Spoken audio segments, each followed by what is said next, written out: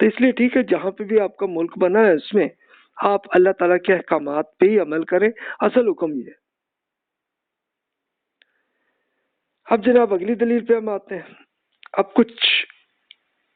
کیا پورے عالم اسلام پہ ایک ہی خلیفہ ہونا ضروری ہے یا ہر ملک میں الگ الگ ہو سکتے ہیں؟ تو کچھ اسکالر کہتے ہیں کہ نہیں جی ایک ہی ہونا چاہیے۔ اب وہ ایک حدیث پیش کرتے ہیں ابو سعید خدری رضی اللہ عنہ سے کہ رسول اللہ صلی اللہ علیہ وسلم فرمایا کہ بھی جب دو خلیفہ کی بیعت کی جائے تو پھر دوسرے آدمی کو قتل کر دیں، یعنی پھر ایک کوئی آپ خلیفہ بنائے۔ تو پھر اس کے ساتھ ساتھ پھر وہ لاجیکلی یہ دلیل بھی پیش کرتے ہیں جی عالم اسلام اگر پورا اتفاق ہوگا تو تب جا کے پوری اکانومی بھی اور پولیٹیکل معاملات بھی ٹھیک رہیں گے۔ تب وہ دوسرے اسکالرز دوسری حدیث سے پیش کرتے ہیں کہ دیکھیے جناب رسول اللہ صلی اللہ علیہ وسلم کی یہ بھی حدیث ہے کہ ارفجا رضی اللہ عنہ بیان کرتے ہیں کہ رسول اللہ صلی اللہ علیہ وسلم فرمایا جب ایک شخص کی حکومت پر آپ کا اتفاق رائے ہو جائے اور کوئی اور آ کر آپ کی قوت کو توڑنا چاہے تو آپ کی حکومت میں تفرقہ ڈالنا چاہے تو اسے قتل کیجیے۔ تو وہ کہتے ہیں کہ جناب جو پہلی حدیث تھی تو اس میں یہ جو دو خلیفوں والی بات تھی وہ یہ تھی کہ جناب حکومت بن گئی ہے، اتفاق ہے، اس کے اندر کوئی ایک نئی ایک بیچ میں شروع ہو کے حکومت اپنی یا قبضہ کرنا چاہے تو اس کو قتل کرنے کا حکم ہے۔ وہ کہتے یہ، پھر وہ کہتے ہیں کہ یہ جناب ایک خلیفہ اگر ہو جائے پورے عالم اسلام میں تو مسلمانوں کے واقعی معاشی اور سیاسی فائدے ہیں، دین کا حکم نہیں ہے لیکن لاجیکل کا فائدہ ہے اس میں۔ پھر تاریخی دلیل میں یہ بھی کہتے ہیں کہ صحابہ کرام رضی اللہ عنہ کے زمانے میں بھی دو حکومتیں بن گئی تھیں الگ الگ علاقوں میں، اس کے ذریعے علی اور معاویہ رضی اللہ عنہما نے دونوں نے اتفاق کر لیا تھا کہ جناب ٹھیک ہے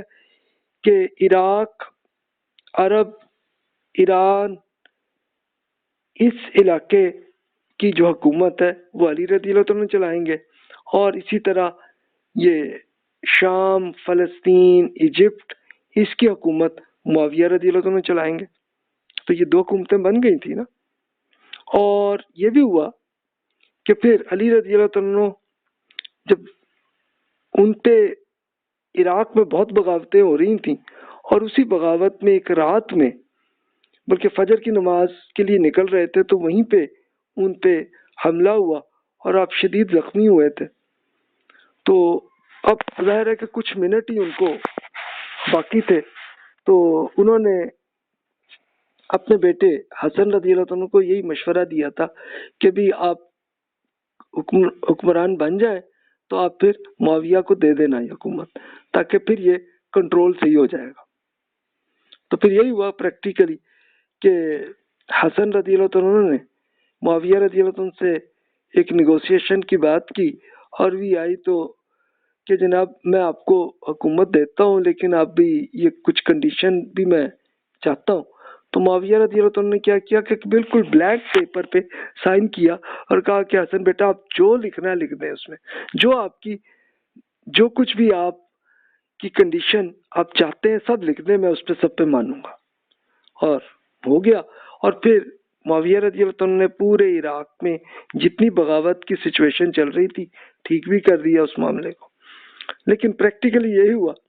کہ معاویہ رضی اللہ عنہ کی 20 سال حکومت رہی، تب تک ٹھیک رہا معاملہ، لیکن جب وہ فوت ہوئے تو پھر عراق میں بغاوت پھر شروع ہو گئی تھی۔ بس یہ کچھ انفارچونیٹلی کوئی سچویشن ایسی آج تک ہے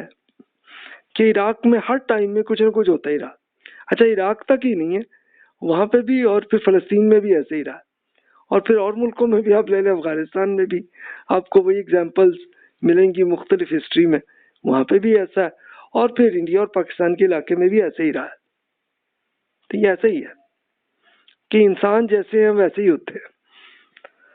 تو موجودہ دور میں اس اتحاد کی عملی شکل یہی ہو سکتی ہے کہ تمام مسلم ممالک مل کر کہ بالکل جیسے یورپی یونین کی طرح کی ایک بن گئی تو ایسے ہی آپ ایک فیڈریشن، ایک مسلم ممالک کی فیڈریشن بنا لیں اور اپنی معیشتوں اور حکومتوں کے ایک آپس میں ایک یکجا، ایک انٹیگریٹ آپس میں آپ کرنے کی اب خود کوشش کر رہے ہیں۔ اس کے لیے ابھی جیسے یہ ابھی اب سے کچھ دن پہلے یہ اعلان آیا کہ جیسے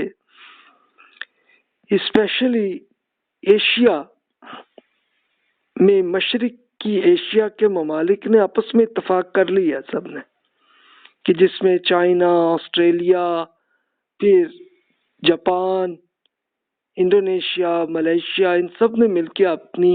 اکانومی کو اتفاق کر لیا۔ اس سے پہلے یورپ نے کر لیا، تو اس لیے پھر وہ یہ کہتے ہیں کہ جناب آپ یہ بالکل فائدہ ہے مسلمانوں کا، تو سارے مسلم ممالک مل کے ایگری کر لیں آپس میں، تاکہ مل جل کے فیصلے کریں، ہم روم شورا بینم ایسے چلائیں۔ اور یہ 1970s کے زمانے میں یہ بڑا اس کا سلسلہ چلا تھا، اور اس وقت ہو گئی تھی کہ یہ اپنا ایک انٹیگریٹ کرنے کی ایک فیڈریشن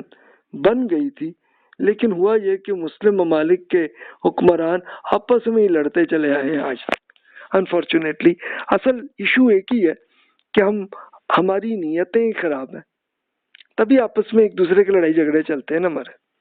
وہ ٹھیک ہو جائیں تو صحیح ہو جائے معاملہ۔ تو جناب یہ سیاست سے متعلق جو سوالات تھے اس پہ بات ہوگی، ابھی اور بہت سے کوشچنز ابھی باقی ہیں، اگلے لیکچر میں انشاءاللہ کور کریں گے۔ جزاک اللہ خیر، واحسن الجزا۔ جو بھی سوال ہے ای میل کر دیجیے۔ السلام علیکم۔